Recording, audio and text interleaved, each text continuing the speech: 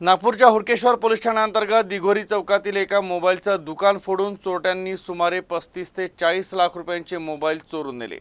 शनिवारी पहाटे घडलेल्या या चोरीचे आरोपी सीसीटीव्ही कॅमेऱ्यात कैद झाले आहे। त्या आधारे पोलीस तपास करत आहे, तर ही टोळी आंतरराज्यीय असल्याची चर्चा आहे। स्मृतीनगरातील रहिवासी सचिन गावंडे यांचं हुडकेश्वर पोलीस ठाण्याअंतर्गत उमरेड रोडवर दिघोरी चौकात श्री संत कृपा प्रोव्हिजन नावानं मोबाईलचं दुकान आहे। शुक्रवारी रात्री सचिन नेहमीप्रमाणे दुकान बंद करून घरी गेले, तर शनिवारी पहाटे 4:15च्या सुमारास चोरट्यांची ही टोळी त्यांच्या दुकानाजवळ पोहोचली आणि एका चोरट्यानं दुकानाचं शटर वाकवून दुकानात प्रवेश केला, तर त्याचे इतर 2 साथीदार बाहेर पाठ ठेवून होते। सुमारे 30 मिनिटात या टोळीनं दुकानातील सुमारे 75 ते 80 महागडे मोबाईल चोरून नेले। यात बहुतांश सॅमसंग आणि ॲपल कंपन्यांचे मोबाईल होते, तर चोरट्यांनी सुमारे 35 ते 40 लाख रुपये किमतीचे मोबाईल चोरले असल्याची प्राथमिक माहिती आहे। तर घटनेची माहिती सचिन गावंडे यांनी पोलिसांना दिली।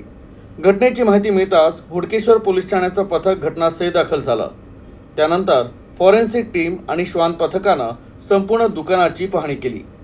दुकानात लावलेल्या सीसीटीव्ही कॅमेऱ्यात हे चोरटे कैद झाले आहे। त्या आधारे चोरट्यांचा शोध घेतला जात असून चोरट्यांची ही टोळी आंतरराज्यीय असण्याची शक्यता आहे।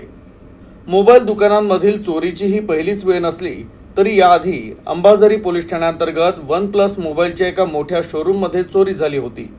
त्यानंतर चोरीचे सर्व मोबाईल देशाबाहेर नेपाळला नेण्यात आले होते। त्या दिशेनेही तपास सुरू आहे। तर या प्रकरणी सध्या हुडकेश्वर पोलीस गुन्हे शाखेसह पुढील तपास करत आहे।